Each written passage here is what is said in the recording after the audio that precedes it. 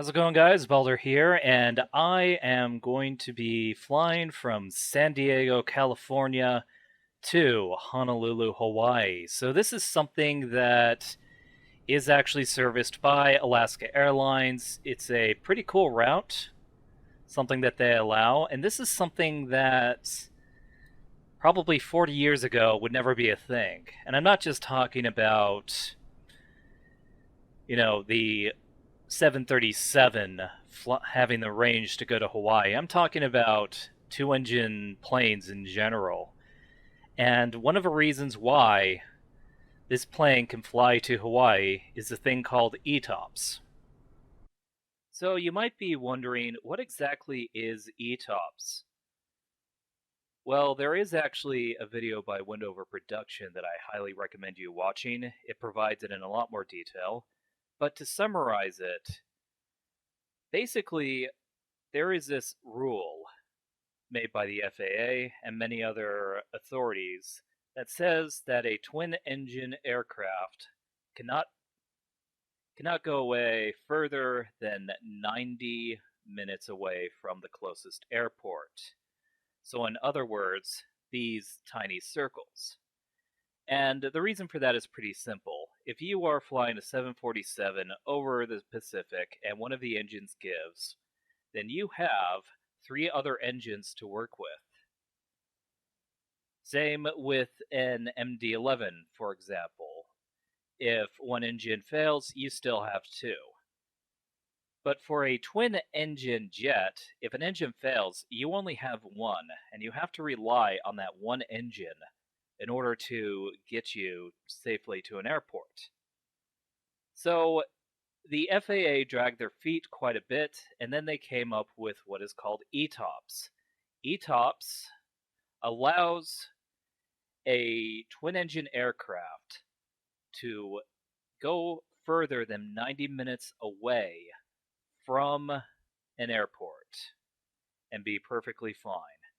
Now, it is pretty demanding in order to get an aircraft ETOPS certified. Not only does the aircraft itself have to be ETOPS certified, but the airline also has to work on the aircraft. It also has to have specific features on the aircraft, and the airline has to be in good safety standing with the FAA. So, if you get all that, then what exactly do you need for ETOPS? Well, certain things must be operational, such as the APU. If your APU on a 737 isn't working, you can normally air start it, but it won't be allowed if you're trying to fly ETOPS, things like that. Airlines would also have to put things in, such as a life raft as well, and many other pieces of equipment that increase the chances of survival when flying more than 90 minutes away from an airport. And that's how it kind of works. So let's take a look at this map. We have several circles. Mostly you can see the big circle and little circle. If you're wondering why it's egg-shaped, that's because the map is a Mercator projection. But anyway, these small circles represent the 90 minutes away from an airport. That's pretty much the radius. You have KSFO and KVBG. So SFO is going to be San Francisco's airport, KVBG is an Air Force base, and KSAN is our departure, San Diego. We would actually cross right here, go further than 90 minutes away from an airport, and this is the entry into our ETOPS. Then from there, this is our ETOPS range, the big circles. If they overlap, then you can fly that route. You're good for ETOPS. And then we have several types of other things that we need to mention. We have closest airport, which would be PHTO, that's Hilo.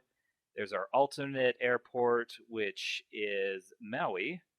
Then we have Honolulu, which is our destination. Basically, though, once you pass this line, you pretty much reach the point of no return. You're further from your original airport, or the closest airport from that side, than you can really legally return. You might have some fuel left, but at the end of the day, once you pretty much cross here, you are 100% committed. And once you cross this, you're generally probably going to be committed to your destination anyway, unless there's like a major storm or a nuclear bomb going off. But that's pretty much ETOPS in a nutshell.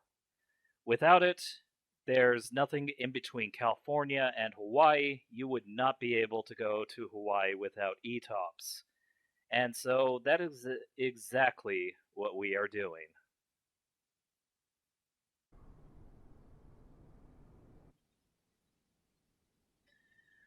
So, with that explanation out of the way, I'm also going to show you something that you never really see in flight simulators, but it's something that is done via airport operations.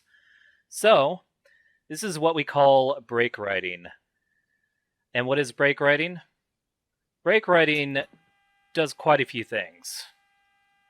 But the main thing is that it allows you to power up the plane while you are towing it. So, we only need a few things up and running in order for this to work.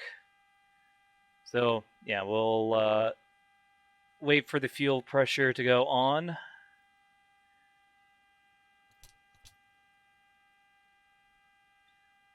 I believe that should be good, but I'm going to put on 2 pumps just in case.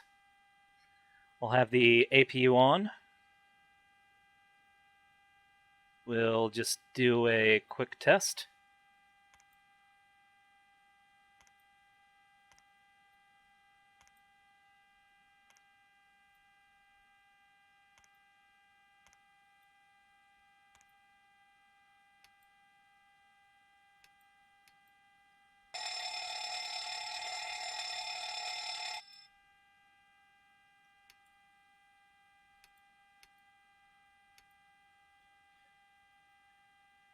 All right, cool. Let's go ahead and start at the APU.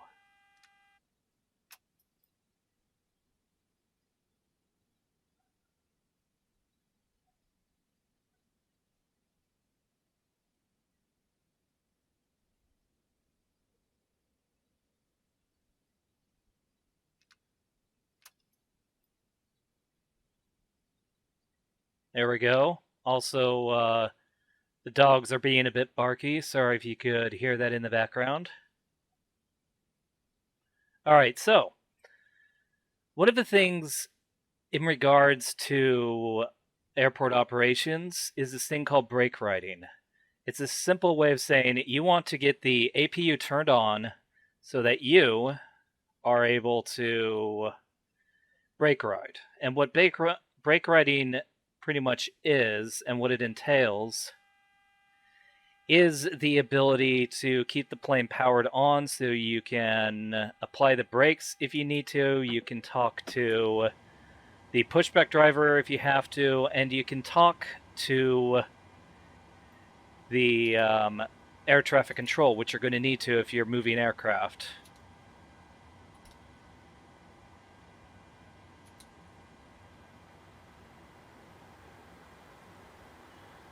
But yeah, so we would be in a position where we're either a mechanic or we are a ramp lead or ramp supervisor that would be brake riding this aircraft. Usually it's not the pilots that do that, though it does happen in the grand scheme of things. But we're not exactly operating the aircraft, we're just moving it from point A to point B.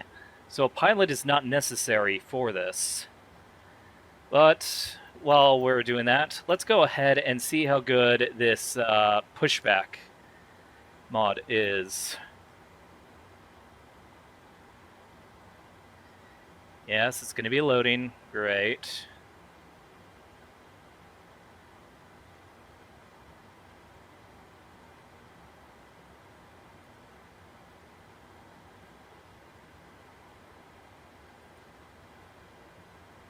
Hmm.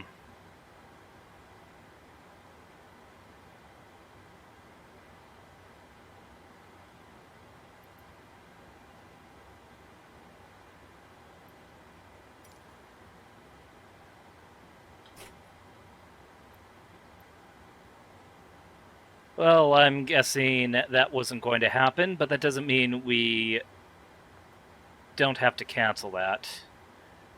So let's go ahead, get our ground services going, remove the chocks. Now we need to... Alright, we're disconnecting the stairs. Are we also closing up? Plane, yes. So yeah, we'll wait until this thing moves out of the way. Get our anti-collision lights on. And now we'll go ahead and move forward.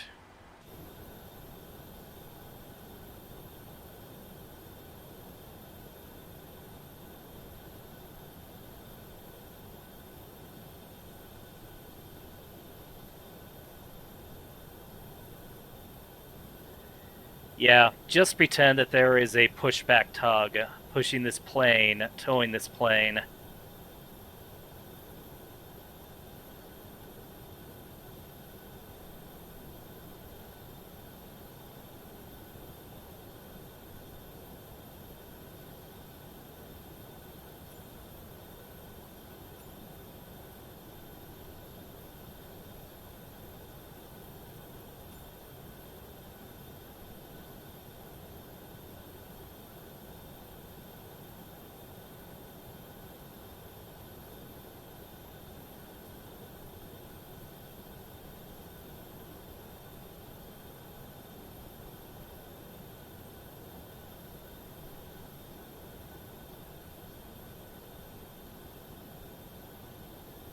So, why exactly would we have to move aircraft from one point of the airport to another? And why exactly can't we use engines? Well, several reasons. The thing about San Diego's airport is that it is a busy airport, but a small airport. It's an airport where a lot of airlines have interest in it. It's a great city for tourism, but the problem in regards to this is that with the size of the airport and its inability to expand, like for example over here, that's a Marine Corps recruiting and training camp. Depot, I should say.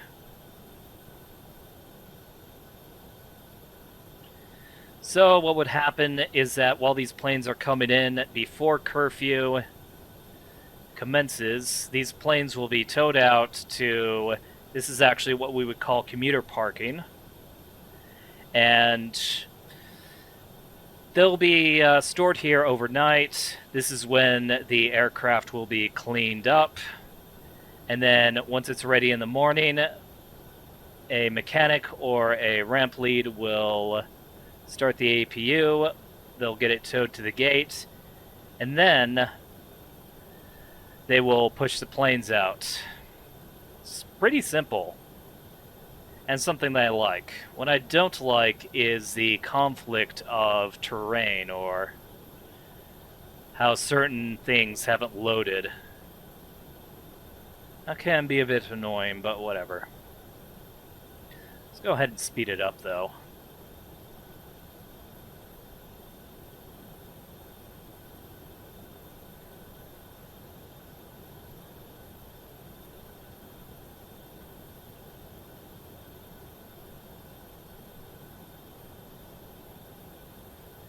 Yeah. So, while it's being towed there, you're usually going to have the gate and the ramp ready. Usually the pilots and the flight crew will come on board. The APU should still be running, so that is what the plan is. Keep the APU running. We will refuel the aircraft, and then we'll be using Pack X for the passengers. Once that's done, we should be good to go.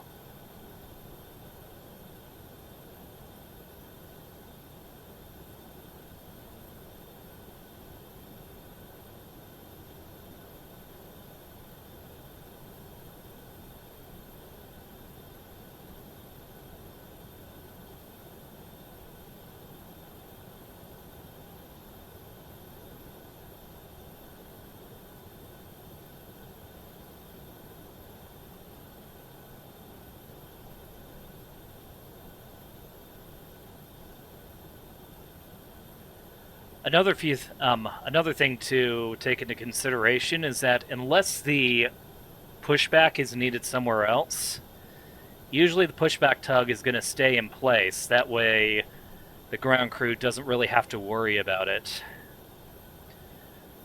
So yeah, we are heading to the terminal for Alaska Airlines. This whole entire area would actually be part of Southwest Airlines. Or it might be a case where this is where all the budget airlines go out now, and this is where Southwest is. I don't remember specifically. But a lot of things have changed, and I'm sure that they've changed even more with the pandemic.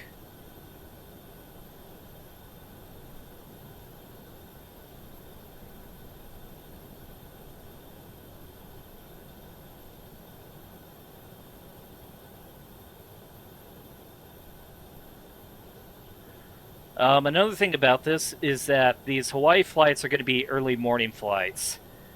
They take off in the morning, then they take off from Honolulu in the evening and arrive back at nighttime. So it might be a pretty nice schedule if you want to be an airline pilot. You get to enjoy Hawaii for a little bit, then you get to fly back. And you only have to do 2 flights of a day. Might be fun. But then again, I'm pretty sure most airline pilots find their job to be fun for the most part. Even if they're lying, saying that it's always perfect all the time. I mean, obviously it's not.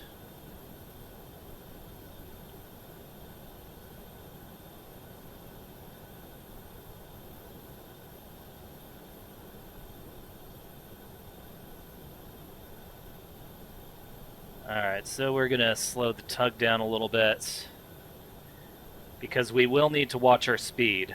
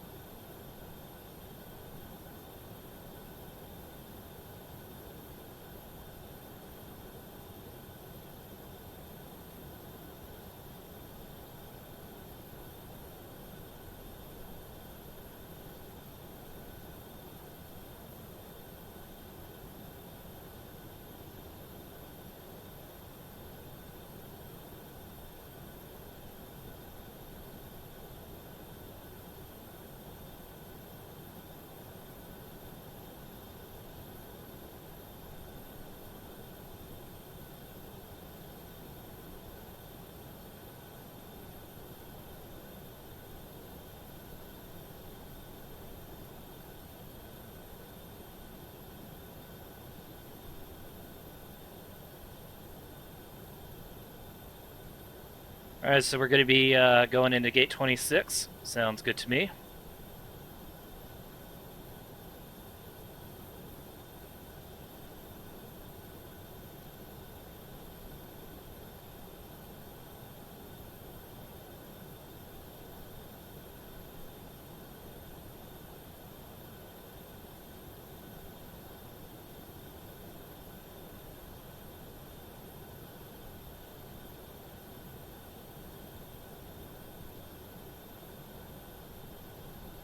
Let's slow down a little bit.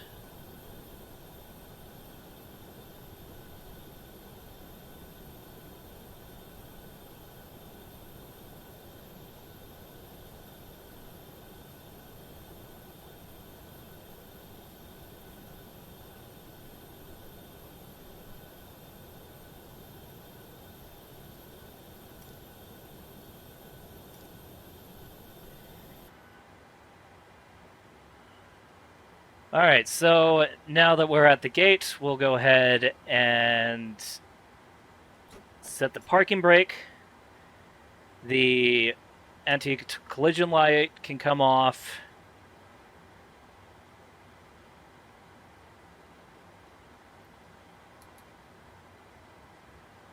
Still good when it comes to APU power.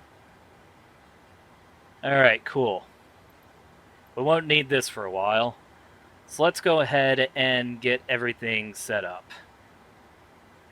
Starting with the overhead panel. Or, better yet, let's go ahead and get our chalk set, passenger services.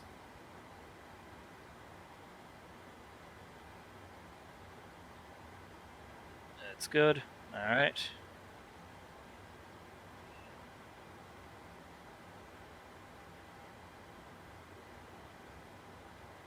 So that's all we probably really need for now. The emergency exit lights should be good to go. Probe heat should be on, as well as the window heat.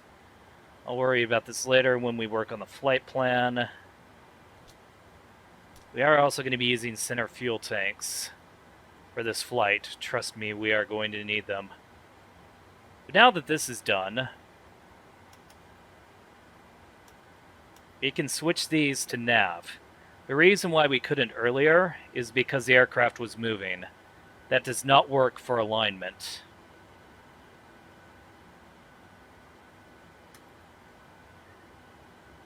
Yaw damper goes on. Yes. Alright. The sim does feel a little sluggish. So, that seems kind of odd, but hey, we're fine. So let's take a look at our last known position.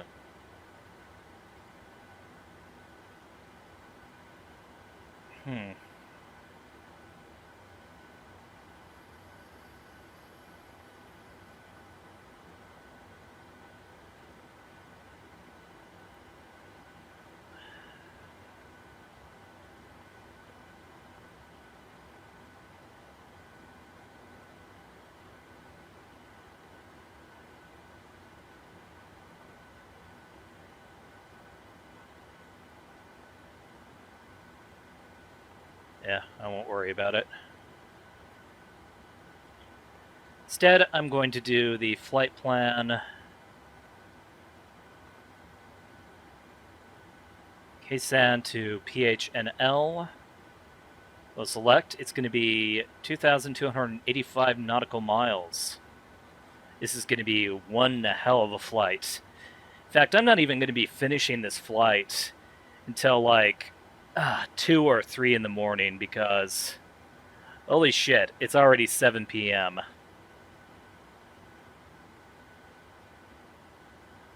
Alright, we'll load this.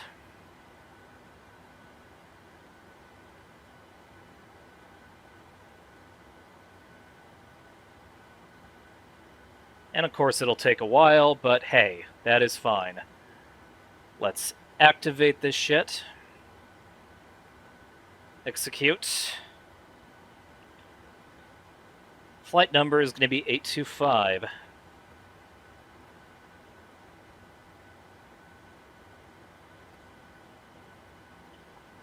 And runway will be 27. Let's go to departure and arrival. So departure, we're going to be taking off runway 27, and it's going to be the Padres departure.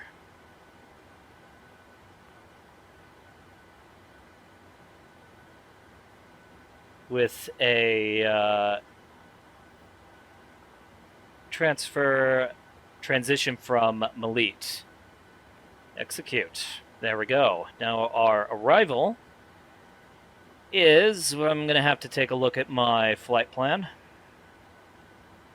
It's going to be 4 left, so we're going to do ILS.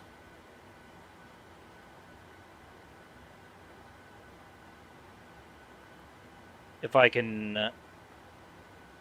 oh, guess not. I will do RNAV 4 left, then. Then from there, Kaina 2. With the would be with the DENS arrival, which it doesn't look like we have, so...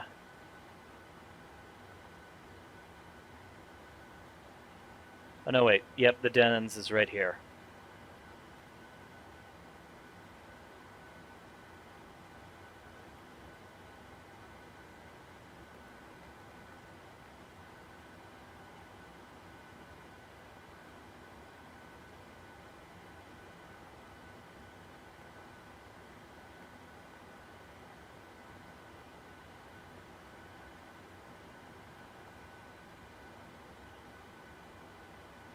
Cool. That looks good.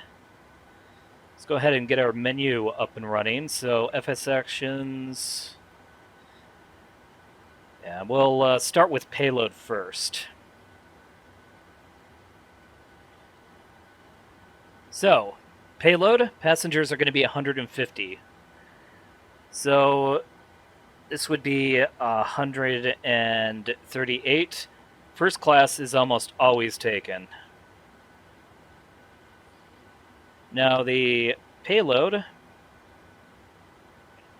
no, not the payload, but the cargo, it's going to be 10.3, so I'm guessing 5,000, 5,000.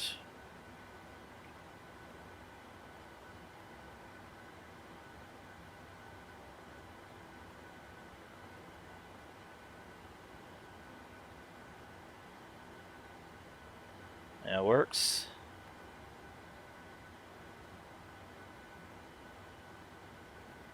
Fuel. We have about an hour of extra fuel, so it's going to be 45523.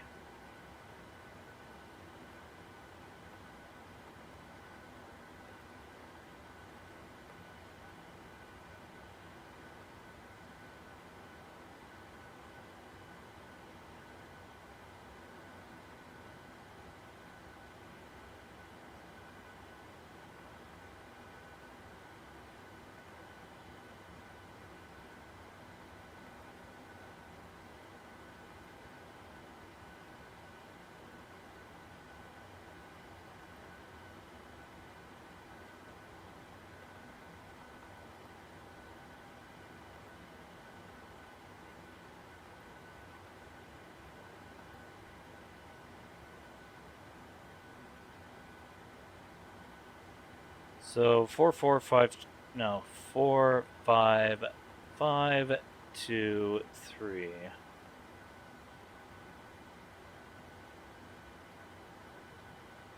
Okay, so it's not all of it. It's going to be it's going to be a bit heavy though, so 131.7. All right, that sounds good. All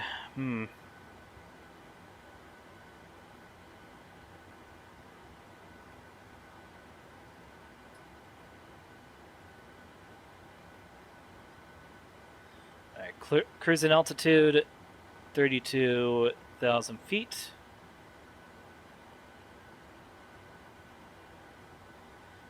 Zero fuel weight is 131.7. There's our 1.0. Cost index. Oh. Also, I should probably get the... I should also probably get PAC-X up and running. You can't see it, but I'm going to... may not be worth it, actually. If the screen can't see it,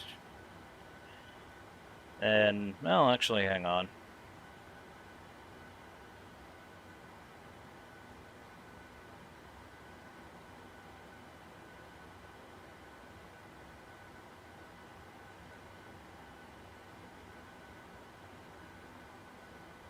Oh, there we go. All right, so...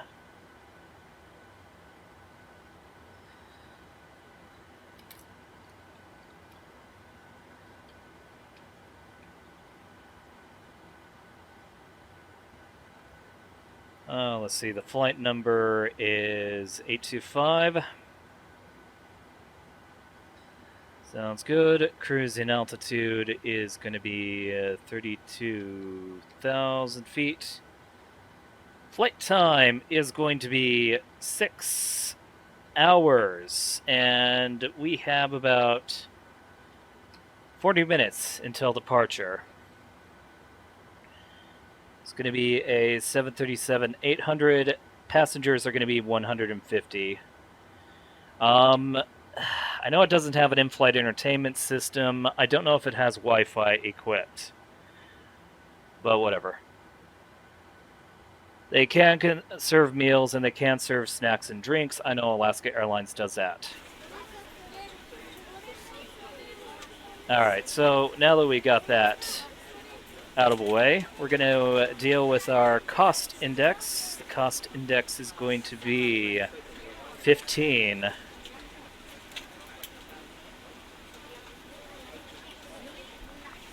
Alright, so N1 limits, none. Flaps, 5. Sounds good. 152, 154, 160. Alright, so that means that our speed is going to be 170 for our takeoff. This is a stupidly heavy flight, but some of that is okay. So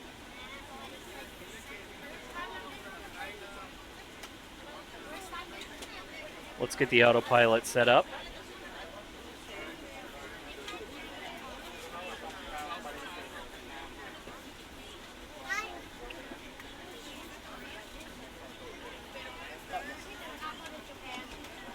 We're going to be going for 170.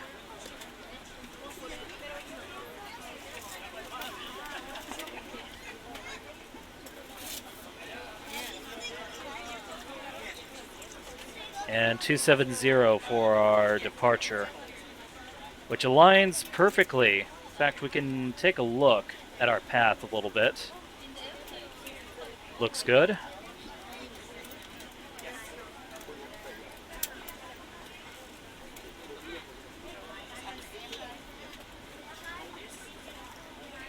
Alright, so in 38 minutes, yeah, that works. We'd be looking at a 9 o'clock-ish departure. I believe that's true to real life. I should get into Virtual Airlines for that.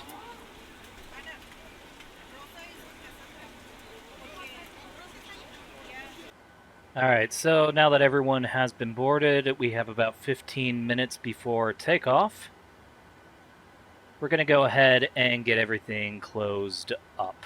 So let's see. Menu, go to FS Actions. We will go with the ground services. We never use the GPU cart. How about that? Stairs shall be disconnected, as well as the chocks being removed.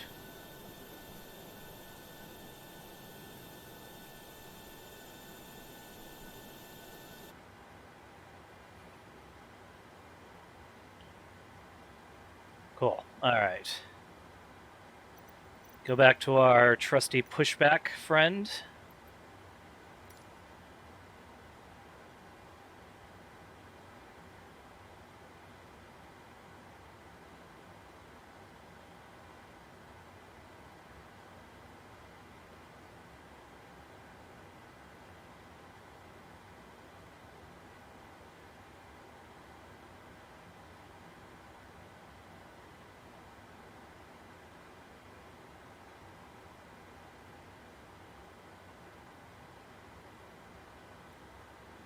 That should be step 1, and then step 2.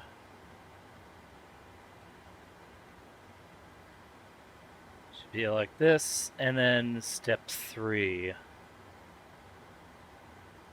This will be a bit of a pushback, but that's fine.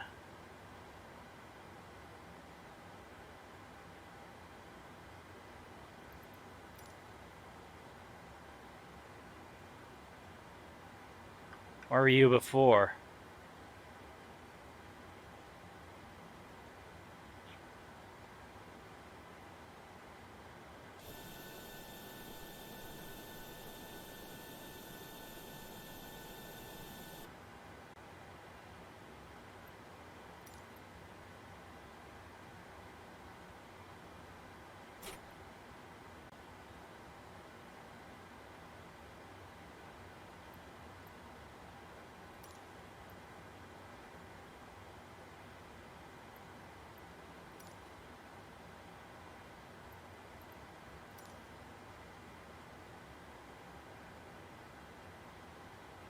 Alright, let's try that again.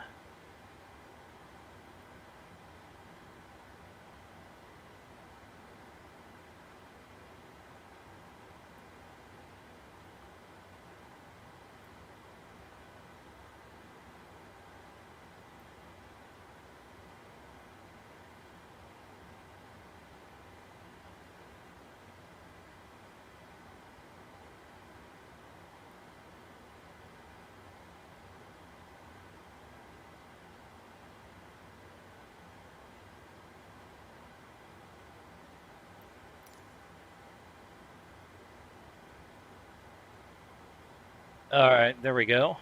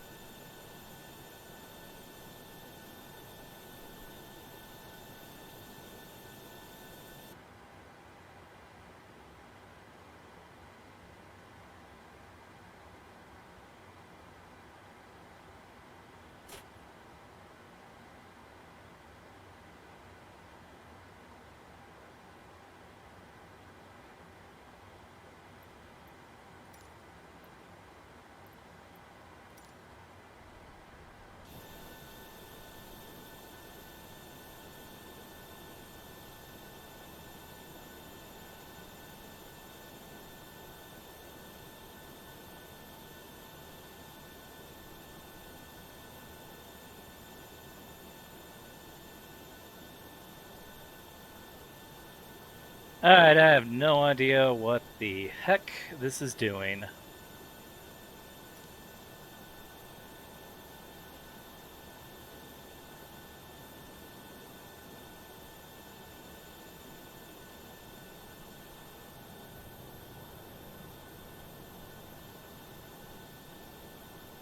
Guess with all things considered, sure, let's go with that. And, in a weird way, this is actually a place where you would have jet engine start if we were talking about San Diego's airport.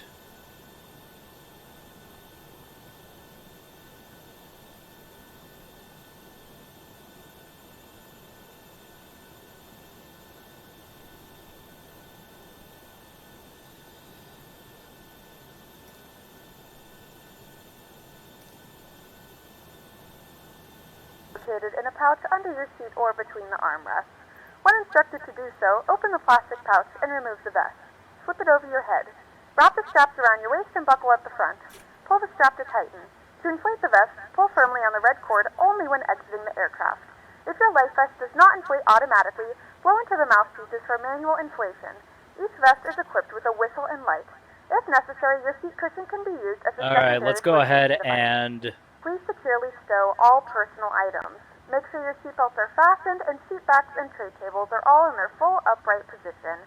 We remind you that this is a non-smoking flight, and that includes vaping. Tampering with, disabling, or destroying the smoke detectors located in the lavatories is strictly prohibited by law. All of this information and more can be found in the safety card located in the seat back in front of you. We suggest reading this and letting a cabin member know if you have any questions. Thank you for flying with us again, and we hope you enjoy your flight. Well, another thing is that I do like how the layouts of each cockpit are different. Like, this one totally gives you ETOPS.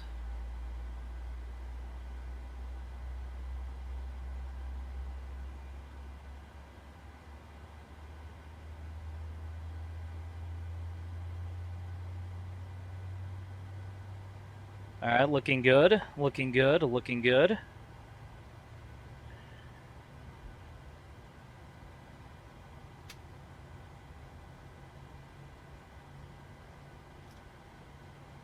Let's get engine number 1 set up.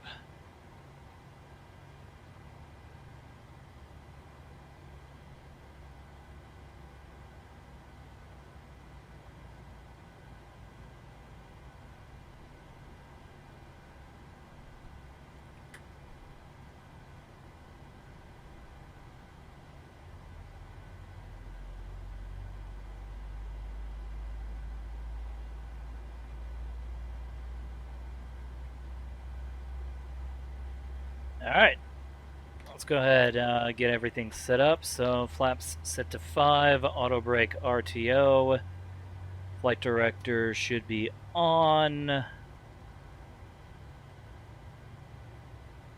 Double check the instruments, needed to correct the barometer a little bit.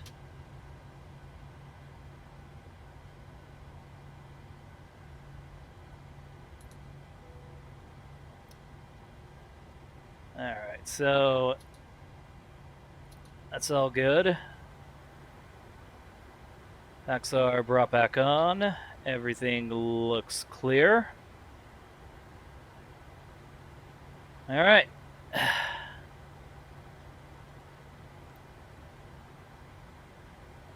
Small little check.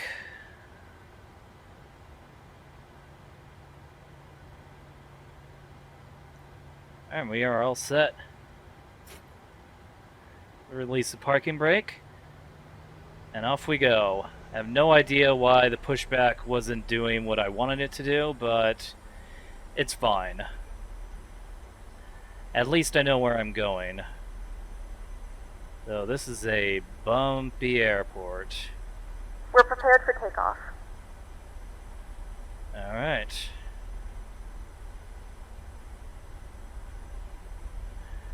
Considering I have 6 minutes before everything goes awry. Whoa.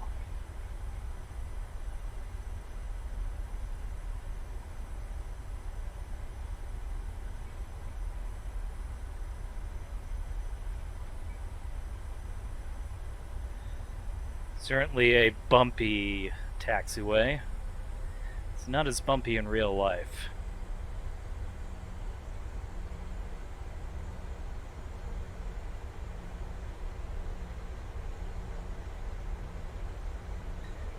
Yeah, ground speed of 29 is fine.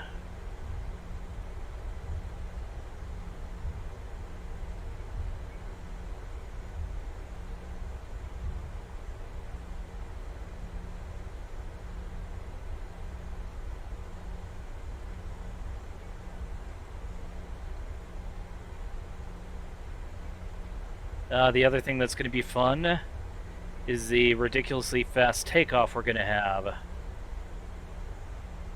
V1 is 151. Alright, we're going to be taking all of the runway this time. And is that a tailwind I see? Oh boy. Nope. If it was a tailwind, then good grief, that would have been bad. I do see contradicting windsocks. So we'll see.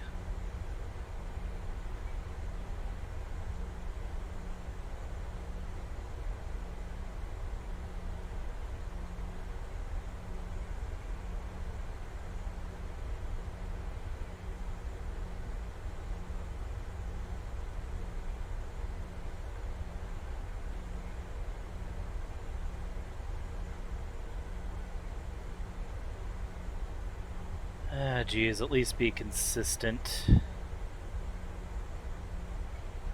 Should I check the ATIS?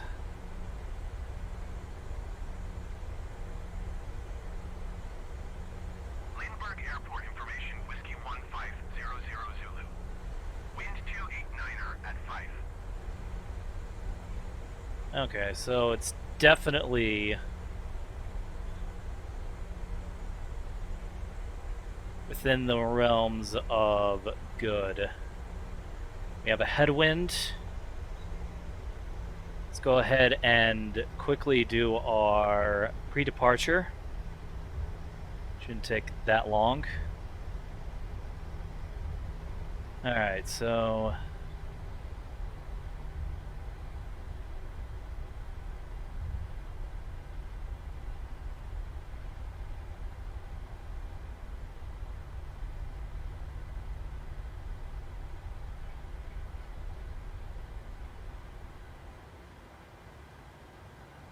Alright, so I'm going to have these turn to continuous. Turn the landing lights on. Strobe and steady. Alright. Flaps are 5. Auto brake is set to rejected takeoff. I believe that's good for takeoff as well. Alright, we're ready for departure. With 2 minutes and 30 seconds to spare.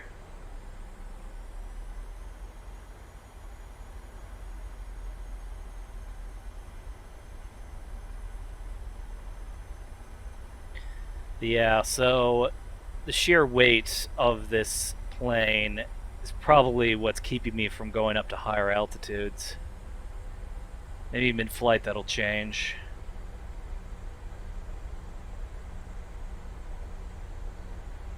I also get the feeling that we have a gross amount of fuel. And let's make sure we take as much runway as we need. We're not going to be doing a rolling takeoff.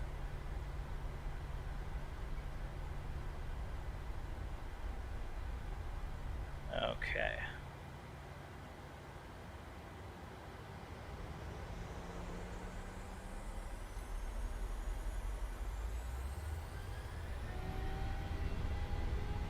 Let's get ourselves to the proper N1 takeoff. Bit of a crosswind, that's fine. 80 knots, cool.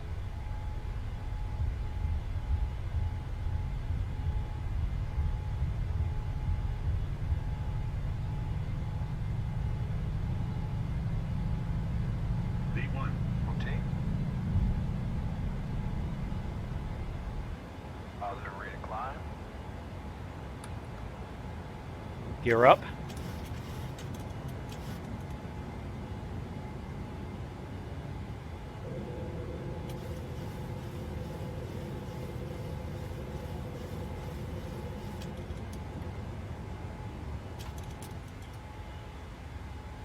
Let's get our navs on.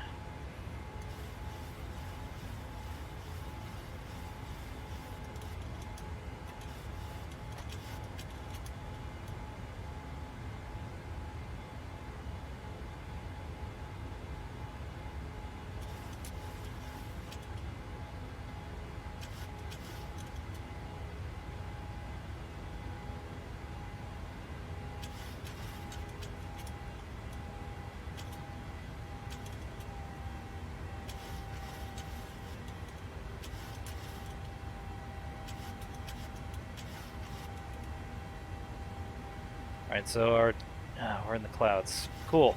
Alright, so our takeoff is about...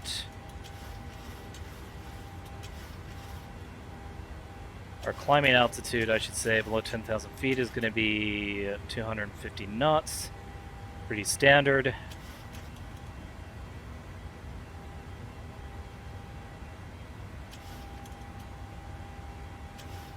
And now we're out of the clouds.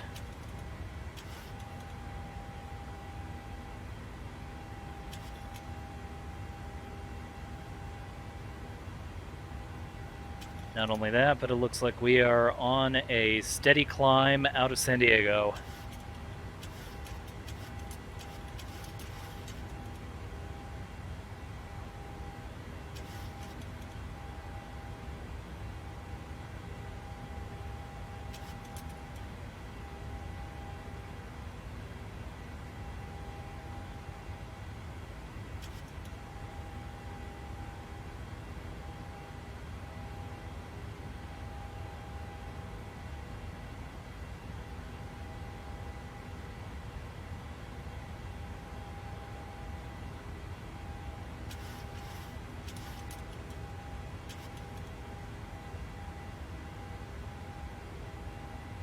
And even with all this weight, it still climbs like a charm. Amazing plane. Assuming PMDG is true to the 737. Because really, it seems like a good plane. The only thing I will say, though, is that it isn't exactly a study sim. Can't move any of these breakers. Plus, some things are an op, but welcome to Flight Sim. That's pretty common. Alright, so... doing pretty good otherwise.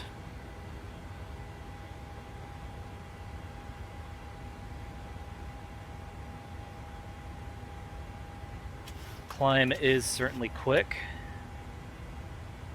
I mean, at least for 737 standards. Yeah, some planes like the 757 can just rocket into altitude. 737 cannot, but that's not to say it's a terrible climber. I mean, look at this. Kind of crazy. Yeah, we're going to be heading up to about 10,000 feet. That's when things are going to change.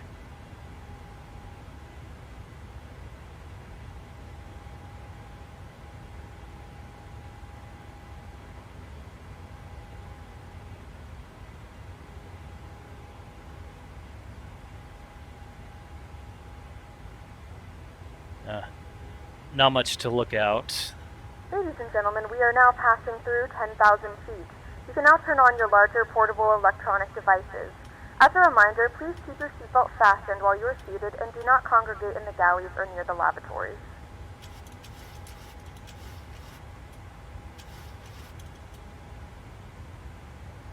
Alright, now we're going to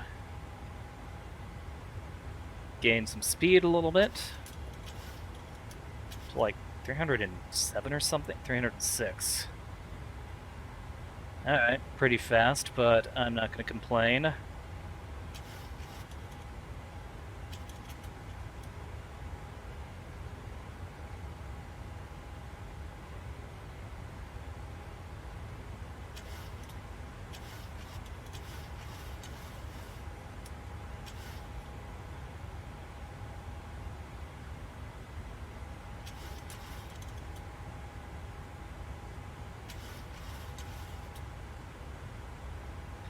Yes, I am adjusting my pitch with the trim wheel, or with the trim switch.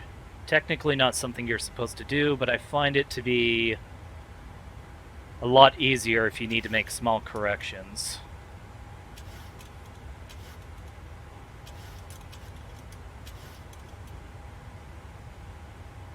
Yeah, the climb looks believable.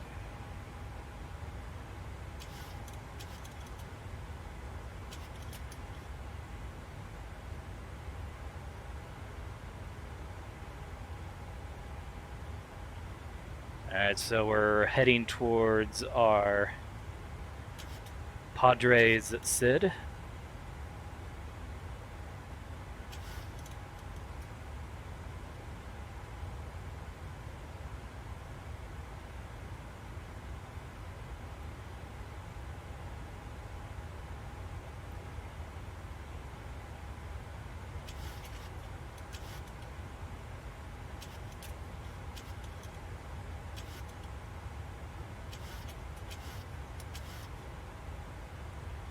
Alright, we're heading up to 14,000. Let's just quickly check the cabin pressure. That looks good.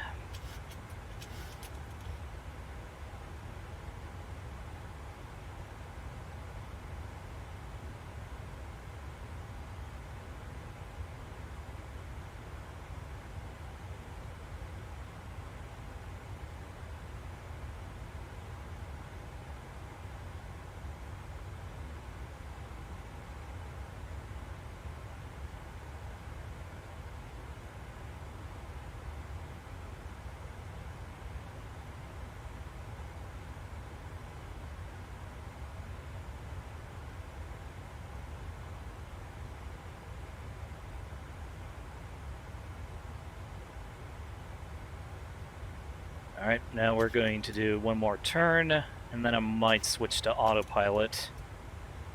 Let me just check. There's like a bunch of twists and turns. I like leaving the autopilot off for those, just for the fact that I find it to be fun.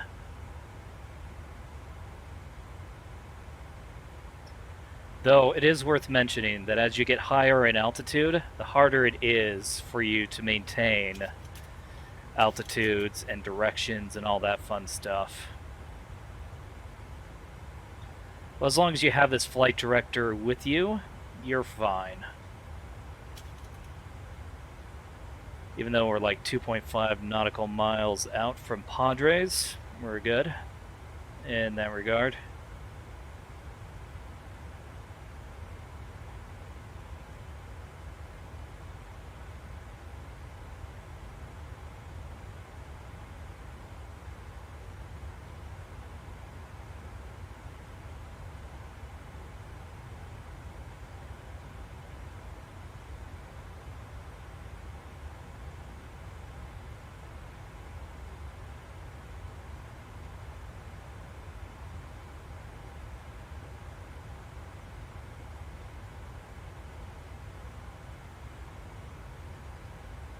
That wasn't a bad turn at all.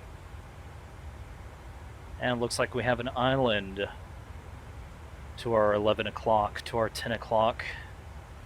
Yeah, 10 o'clock. Alright, standard barometric pressure, please and thank you. And yeah, we're definitely getting close to our top of climb. After we're done with that, we can get everything set up for cruise, but I want to complete this turn before I end up turning on autopilot.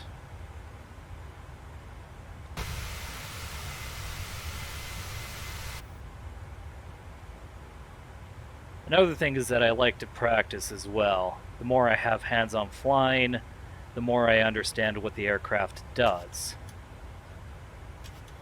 When you're on autopilot, you don't exactly get the feel, so yeah, just another excuse from me.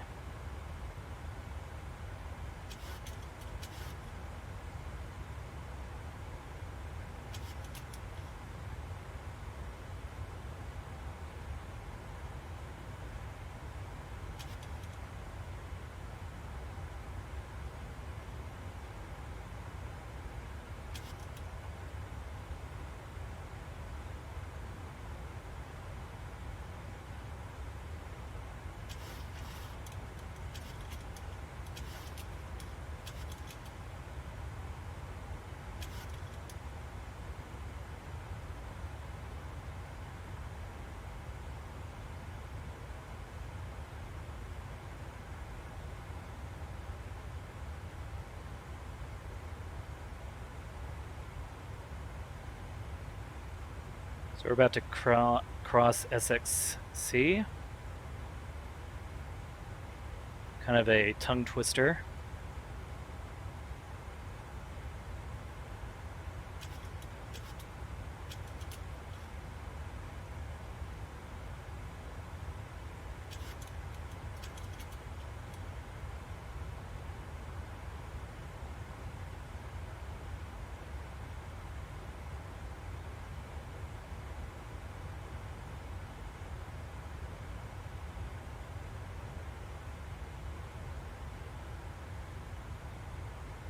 Alright.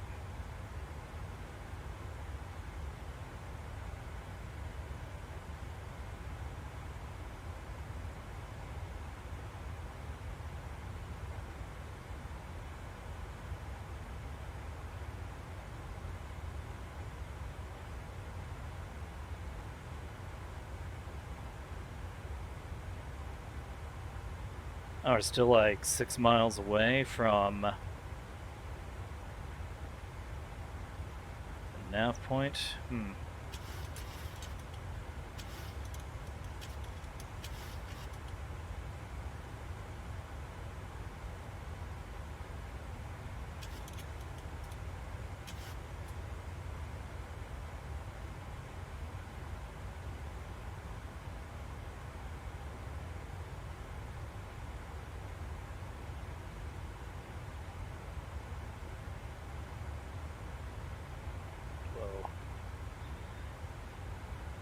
May have exceeded the bank angle a little bit too much. I wonder if Pack X is going to call me out on it. We'll see. I will obviously post this on my Twitter, possibly this video, if I get the screenshots.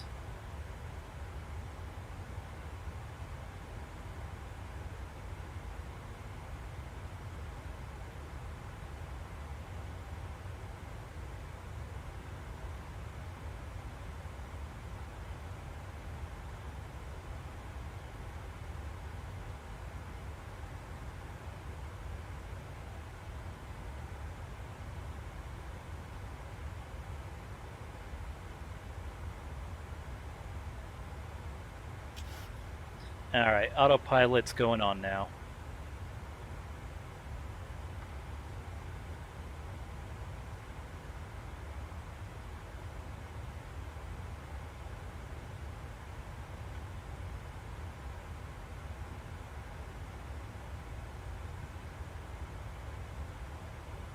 And I do have to say, that was a pretty good departure.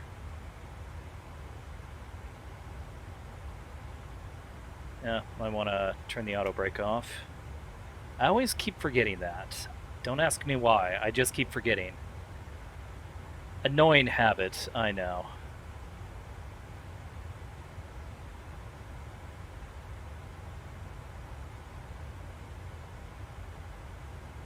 Yeah, so will the top of the climb even be seen on the map if I close in? No, not really. I do have a bit of a tailwind though, which is always nice.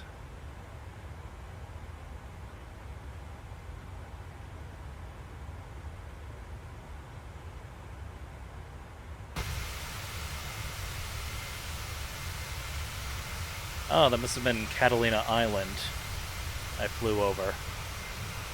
Alright, cool.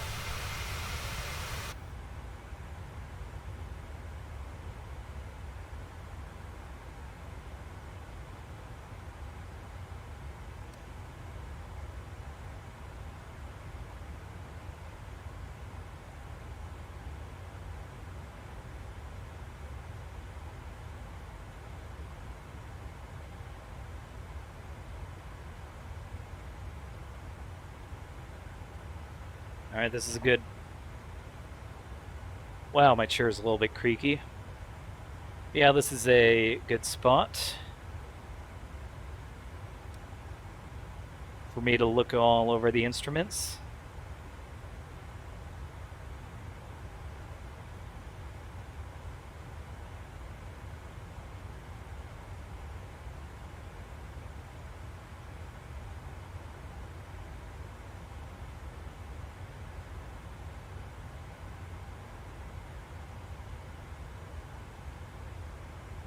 I also never noticed how much fuel the center tanks can hold, which is especially impressive considering just how... oh, what's the word?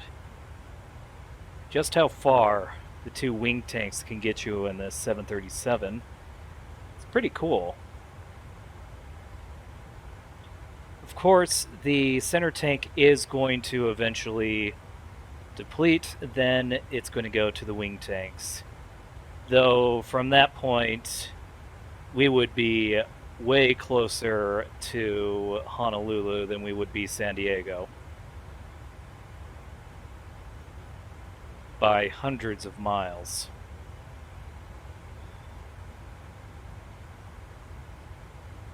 So the other thing about ETOPS is the knowledge that if there is an engine failure or something is going wrong, then these aircraft are pretty much on their own and have to get to an airport. Obviously, there are some things that air traffic control can do. They're not just going to leave you in the dark, but it's going to be a pretty long trek if you're in the ETOPS envelope, which we will be.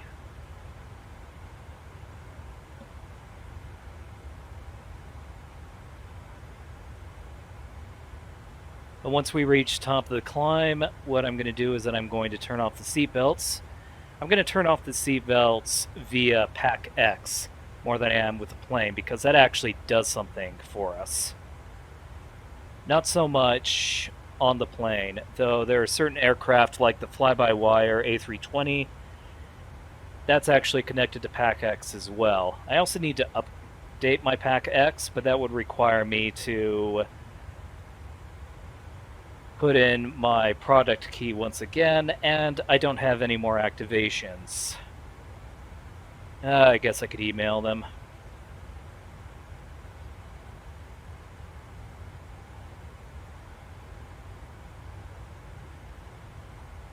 Whoa. That engine is definitely revving. Considering how much fuel this plane carries, I don't exactly blame the aircraft. But still, 1,200 feet a minute, 1,250 feet a minute, at 30,000 feet, that's pretty good, especially with how much this plane weighs at the moment.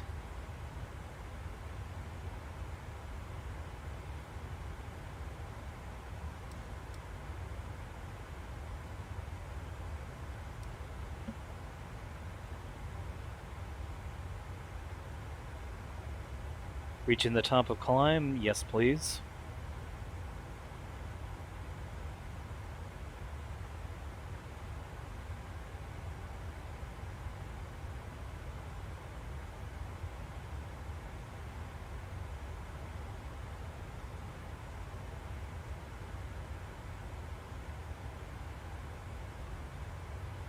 Thousand feet to go.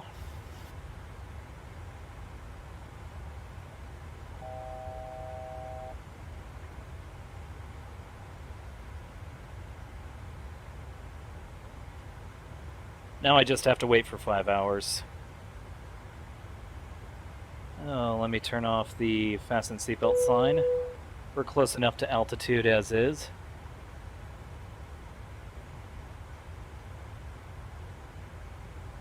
The flight crew has turned off the fasten seatbelt sign. You can now get up and move around the cabin. However, we ask that you keep your seatbelt fastened when seated in case of unexpected turbulence.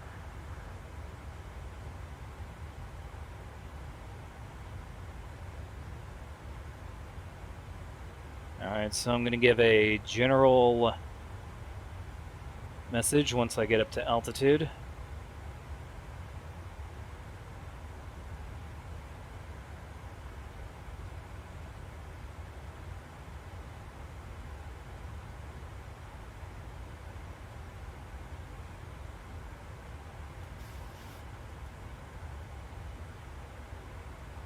That was weird. We hope you're enjoying your flight. We're making good progress here, and we're doing our best to get you in on time. Yeah, I totally forgot that you couldn't see my PAC-X. Yeah, I had to flip through several pages for me to figure out the proper command. Okay, so I am close to the top of descent. So what I'm going to do is that I'm going to change the altitude to 2,000 on the autopilot.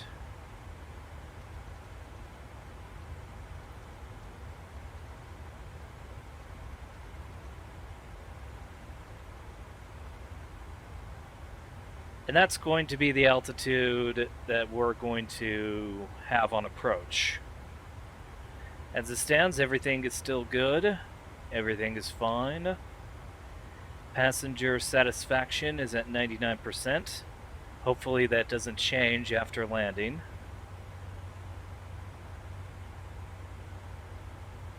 But yeah, all things considered, things are looking pretty good up in the cockpit. However, there is just one small problem. That is the ugliest approach I have ever seen. Or it might be the most beautiful approach. I mean, we are headed into Hawaii.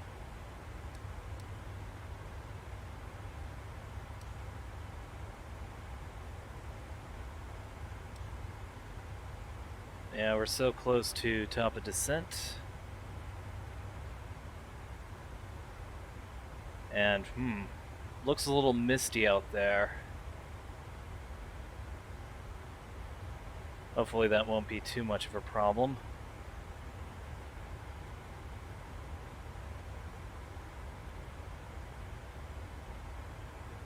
Minimums for me are going to be 100 feet by default. And unless there's some type of mountain obstruction that I don't know in Honolulu, I'm going to stick with that. And watch, there's some mountain obstruction. Go me. Well, that shouldn't be too big of a deal because if you noticed, the radar looks pretty good. Not a cloud in sight. Well, I mean, unless you count those that are obscuring the land.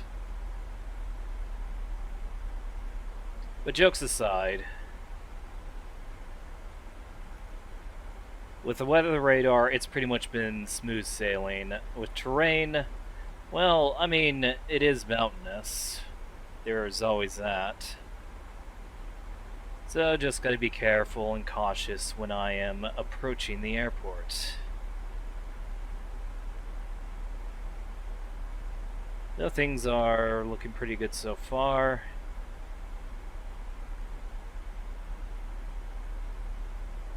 HNAPI, or whatever, HNAPI, it's about 67 nautical miles out. I'm actually going to turn the seatbelt sign on.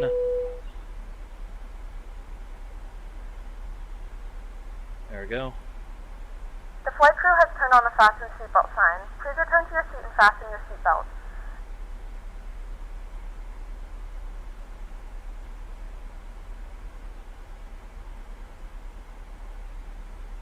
Alright, let's do a public address as well. We've begun our descent, and we should be on the ground soon.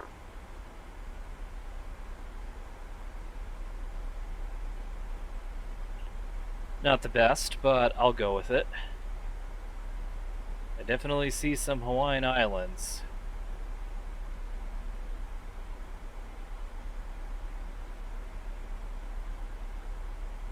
And is this on terrain? Yeah.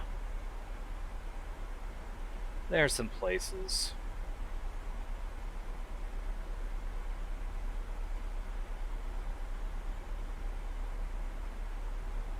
Otherwise, me no concern.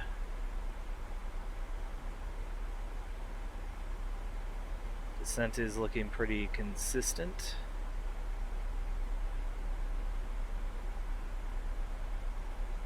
Mach speed, or the airspeed that it wants to go, is 256, which is, well, much faster up at this altitude. And that's only because of, you know, sensors and other types of fuckery. Because otherwise, we are in Hawaii. We are going to Honolulu, and I have to admit, I was a little bit scared because 5 minutes ago, when I was about to resume, the entire sim just freaking froze on me. Scared the crap out of me on that one. Otherwise, things are looking pretty good. The expected arrival is 38 minutes from now. Well, 37 minutes and 53 seconds.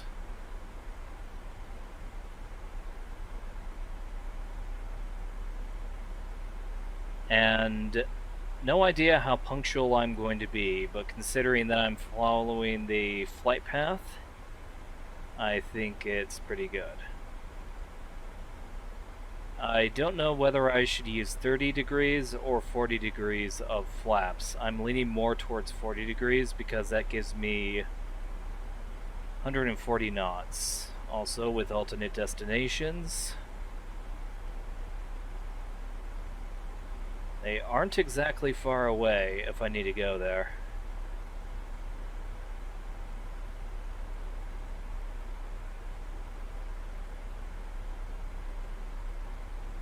Yeah, so 140 knots landing speed is what I would aim for. How many legs I have left? Not much. Doesn't look like there is any inconsistency with the altitude, which is good.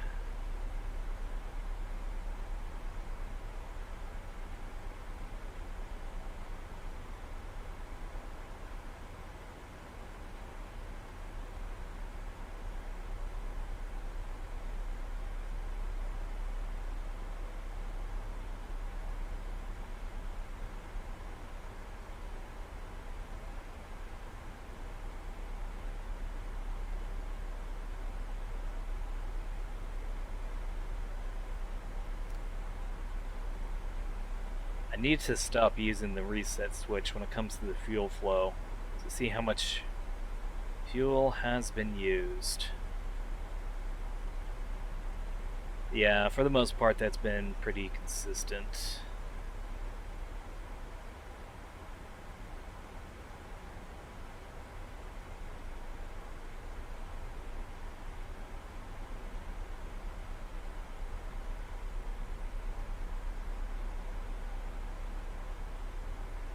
So here's a fun fact.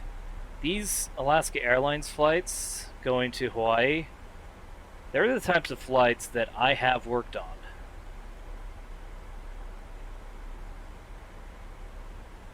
And I worked in baggage, I worked in labs, pushing the plane out, all that fun stuff, everything except fueling, piloting obviously, and any type of maintenance. But yeah, ground ops was pretty fun, but if I'm being completely honest, there is one small issue, and that one small issue is the fact that they are the busiest flights. They have the most bags and the most passengers. Practically every seat gets sold. It is a nightmare when it comes to loading the plane, and you don't exactly have all the time in the world either. You have numerous bags that are going onto numerous planes that are going on to numerous destinations in Hawaii, and they are all, and I mean all, heavy. Then of course the return flights are heavy as well, because most of the people in Hawaii are tourists. So they come in. Alaska Airlines has a 20-minute bag guarantee, and they generally prefer it if you meet that deadline and get all the bags there before the 20-minute mark. Which is a business model that I don't mind, but oh boy, does it bring a lot of stress to the ramp agents.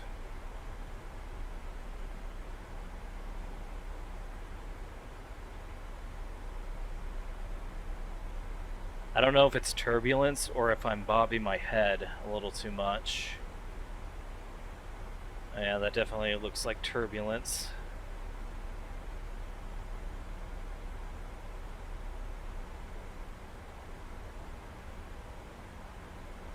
Which, if I was being honest, it's not that bad.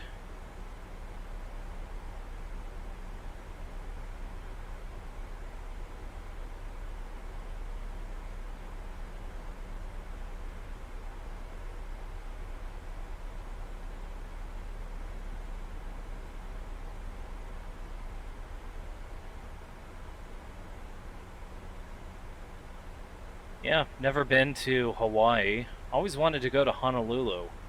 Those look like some pretty cool mountain ranges.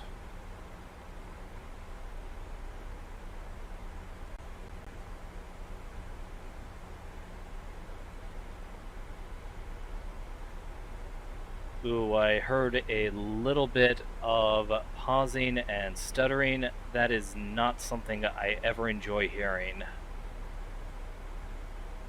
But it happens. So we're heading towards 18,000 feet. That's good. Means our descent is going smoothly. Let's just see what our altimeter is going to give us. Yeah, a little bit high, but not bad.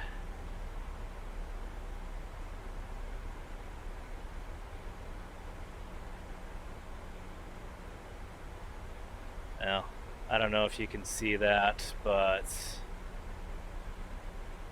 I had to take a screenshot.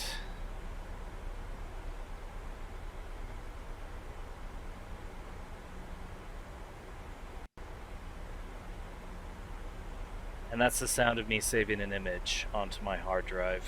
Well, solid state drive.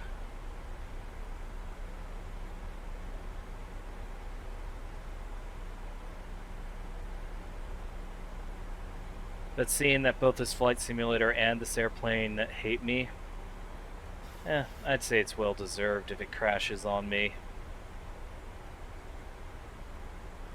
It would also mean all this work down the drain, no video, but yeah, looks like things are going smoothly.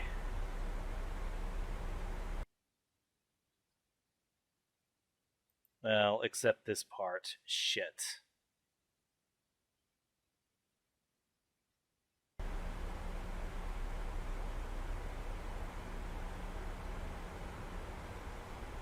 Yeah, you probably saw that one.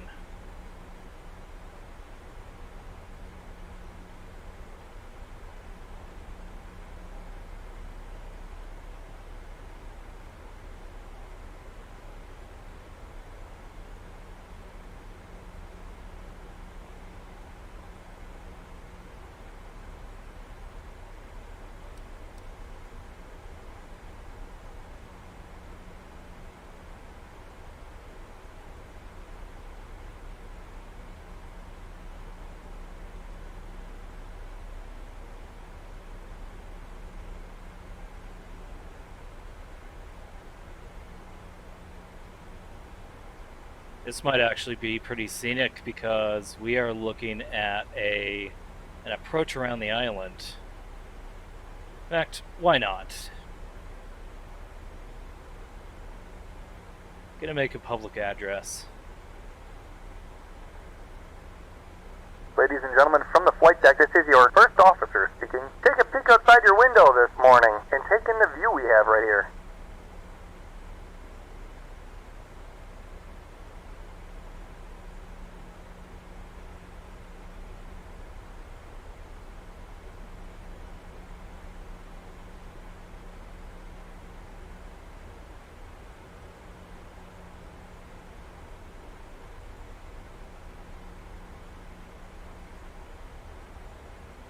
Can't be too hard for me to focus. I just like looking at the island.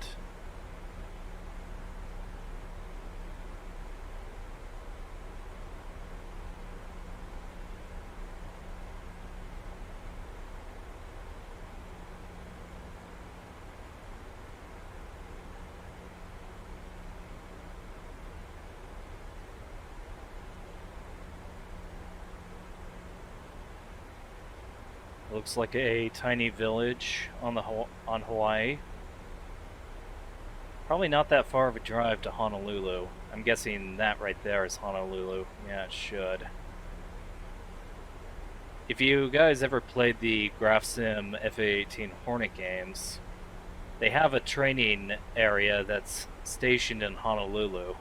Also has Honolulu International, has Pearl Harbor, all that fun stuff.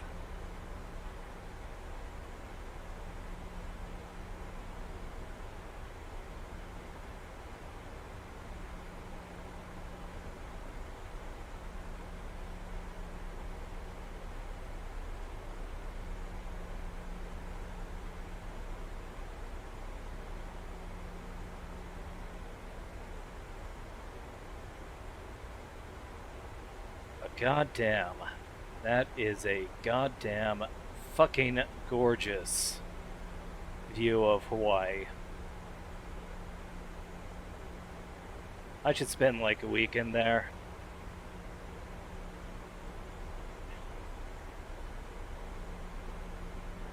And why not? Like, the moment you arrive in Hawaii, you'll get laid. Okay, that was a bad one.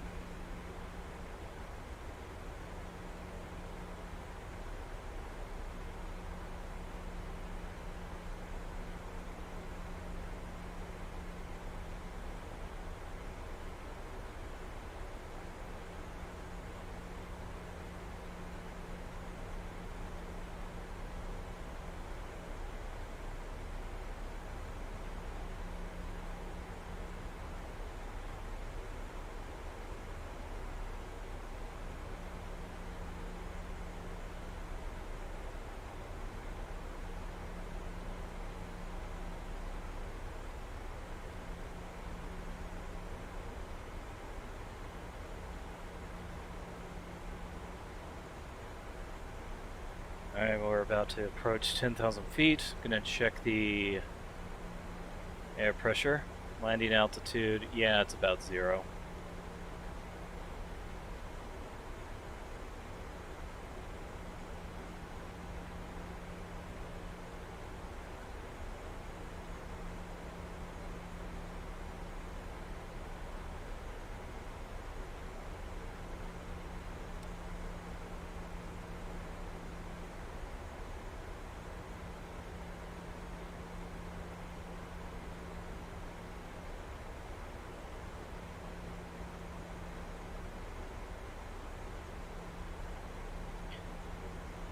Getting a little too distracted.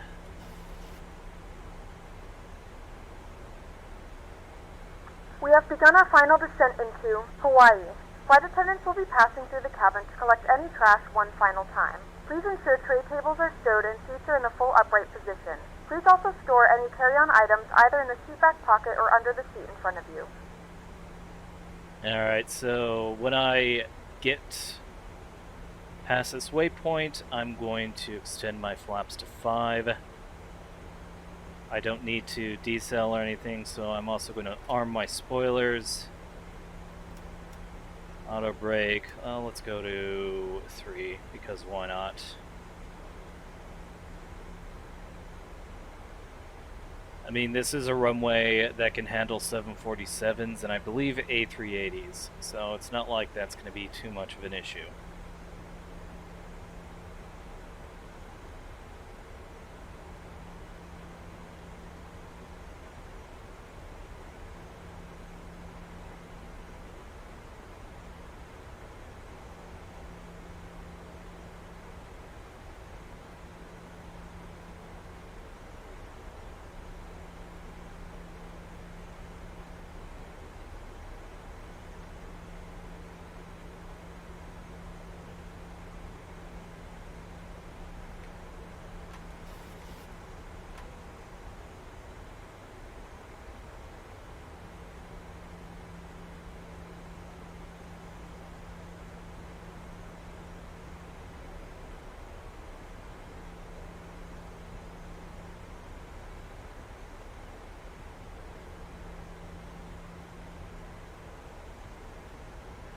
Drag required? I don't think so.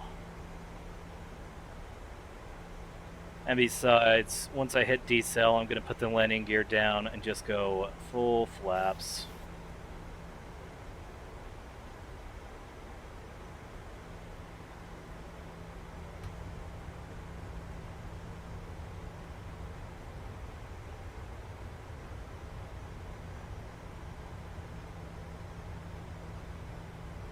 Okay, maybe it was right. Don't judge me. Sometimes that happens.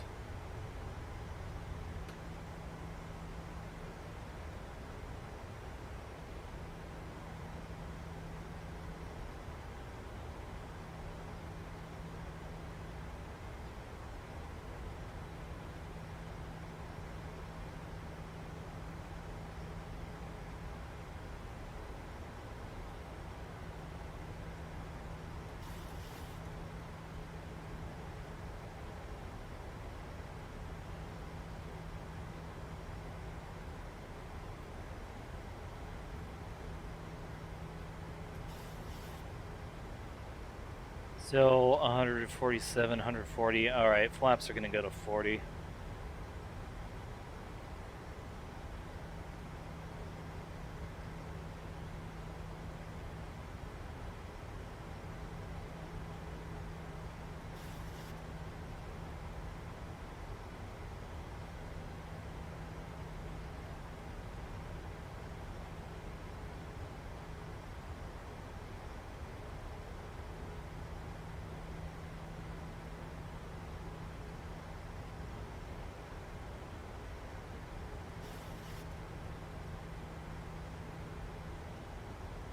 Yeah, definitely descending rapidly, that's for sure.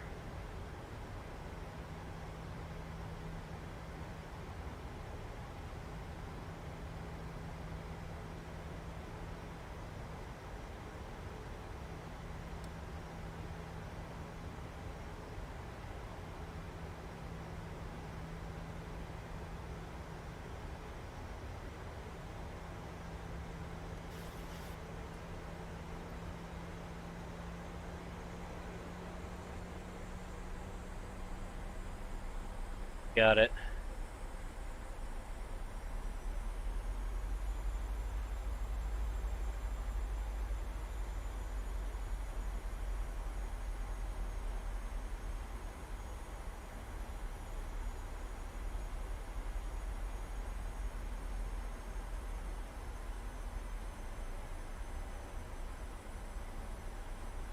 Yeah, and it doesn't look like I need anything except for the visuals on this approach,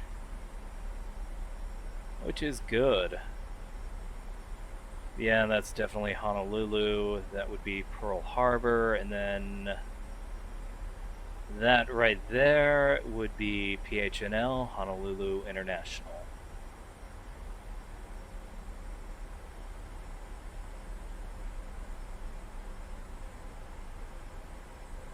And my runway is going to be 04 left.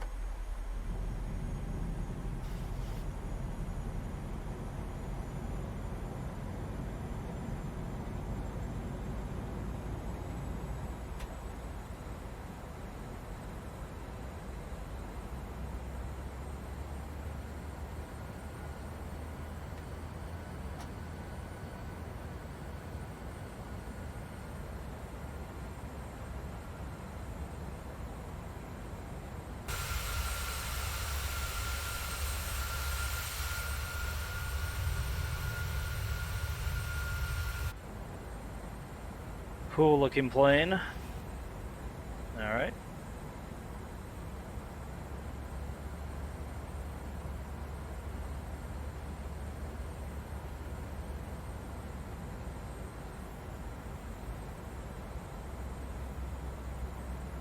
We are actually 17 minutes away from arrival. We are definitely going to be getting to the airport sooner than that, so a little bit of speed lost is no big deal.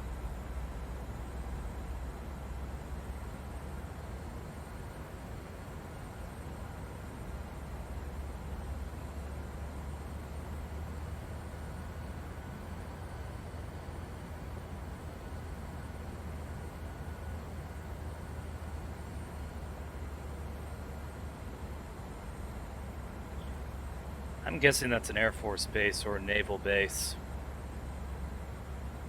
Maybe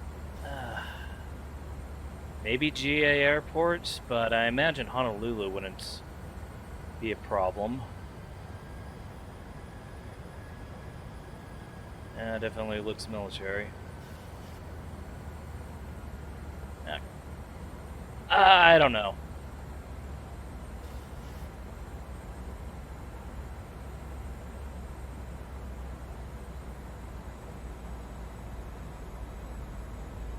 Oh wait, or is that Honolulu International? Jeez.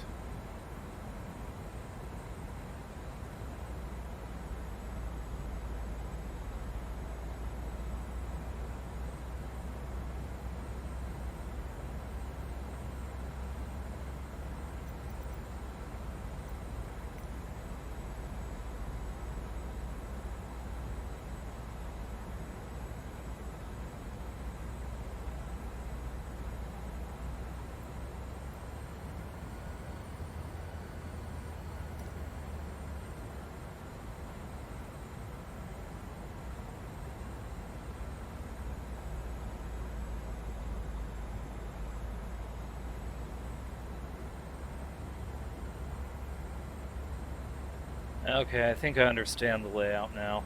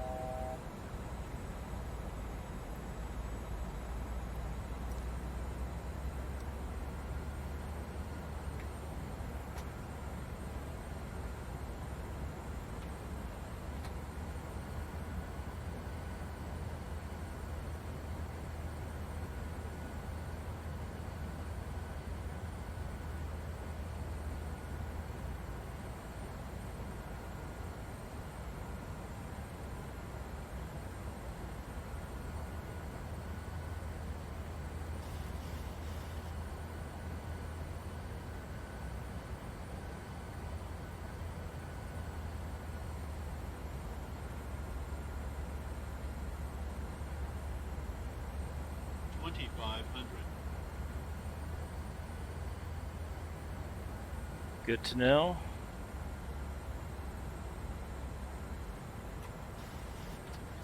Now we're going full 40.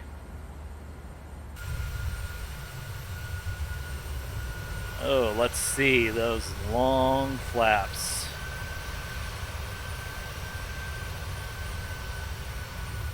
Beautiful. Alright, so we're going to keep the autopilot on for a little longer. Once we reach Mackay, then we'll go ahead and do manual, but with approach.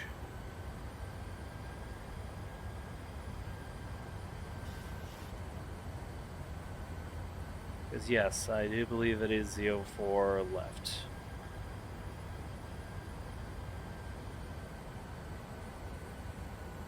Along with an 18 knot headwind. Okay.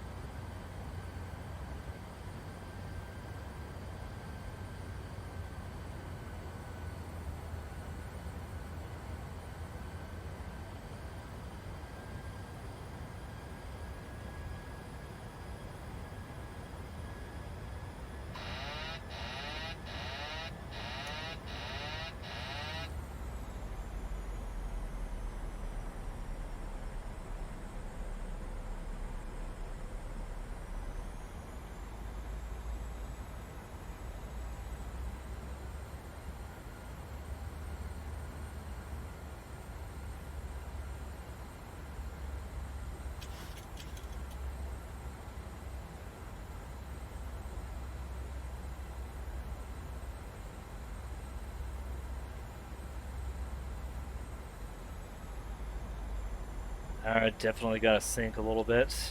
I let the glide slope escape from me.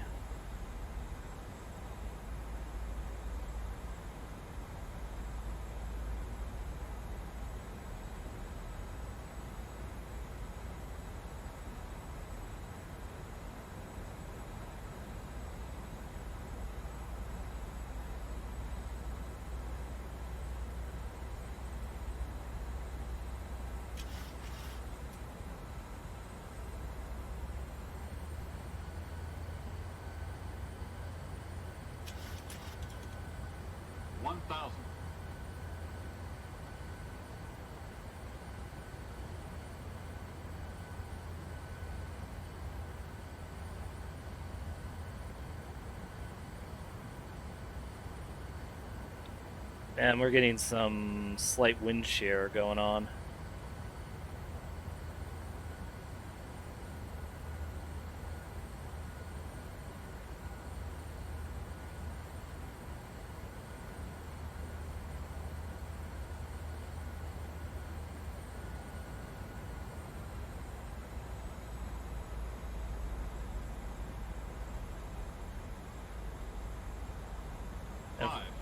Definitely got to push that nose down.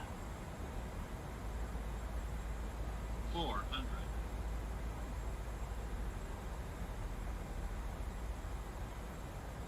300.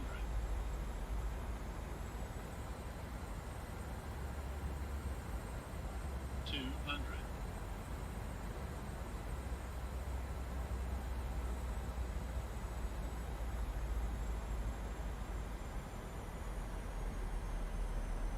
100.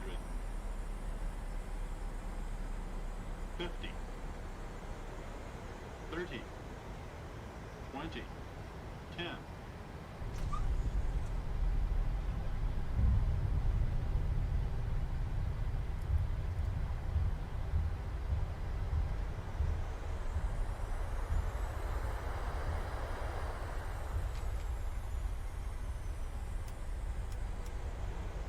Ladies and gentlemen, welcome to Hawaii.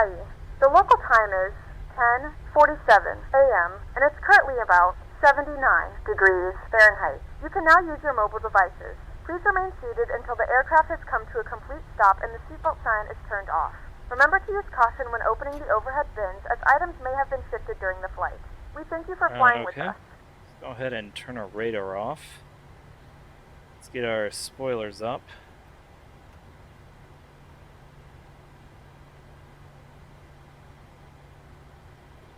Are we off the runway?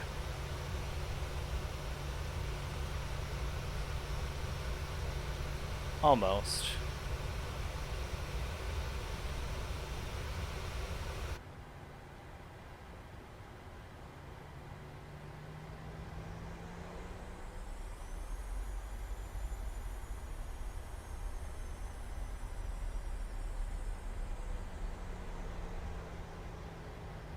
Alright, so let's go ahead and get our strobe lights off.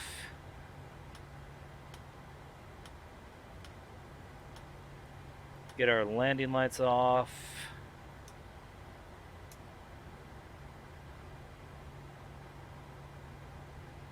Now, let's go ahead and taxi to a gate.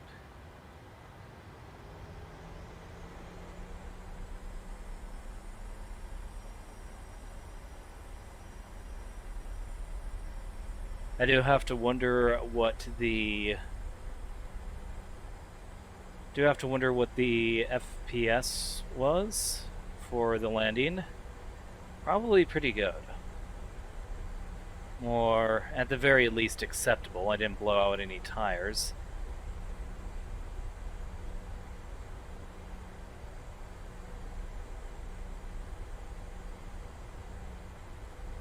Oh, for some reason today I've been noticing some pretty big map irregularities going on, so I'll need to figure out what's up with that.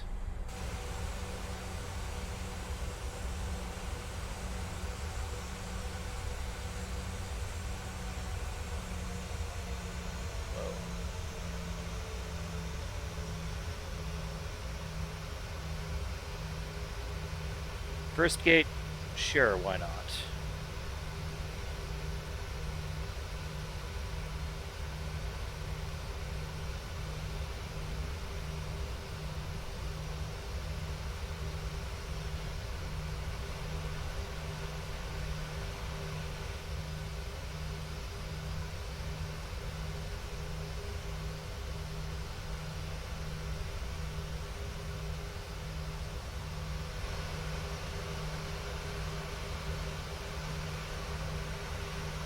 Okay, so we'll just have to mosey up to our little gate.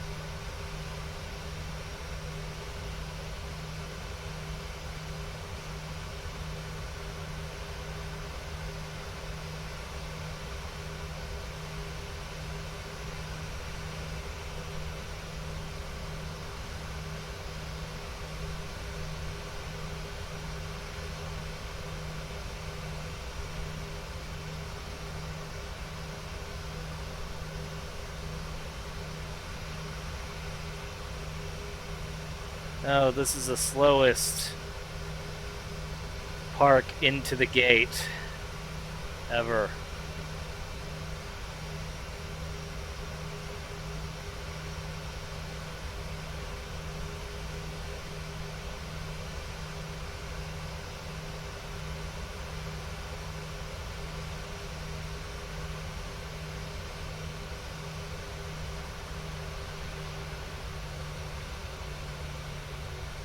Ooh, right on the dots. Alright, taxied in. Let's go to our little menu.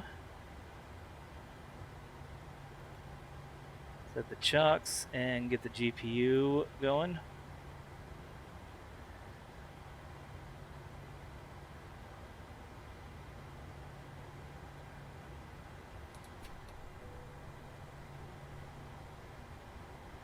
And now that the Now that the ground power is powering everything, all I need to do is to flip these engines off.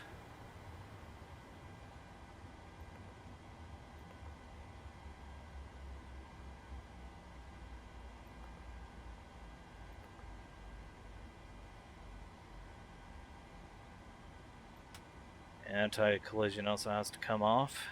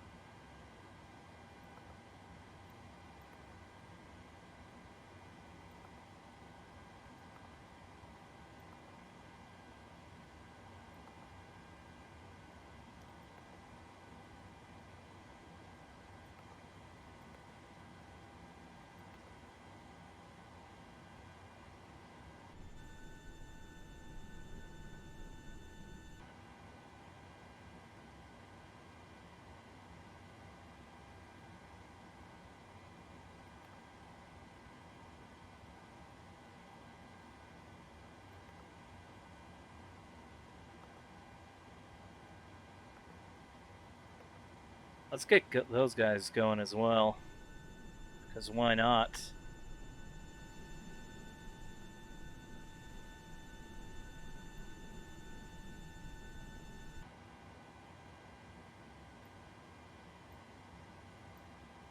Alright, then I'll turn the seatbelt sign off. And now everyone is deplaning. Alright, so welcome to Honolulu. Glad that I did this flight, though it literally took 5 hours of my day away. My entire computer's resources were running this, but hey. Long-haul flights are something I always like doing, but never have the time to do, so I'm glad I could do it. Anyway, I hope you guys enjoyed, and as always, you have a nice day.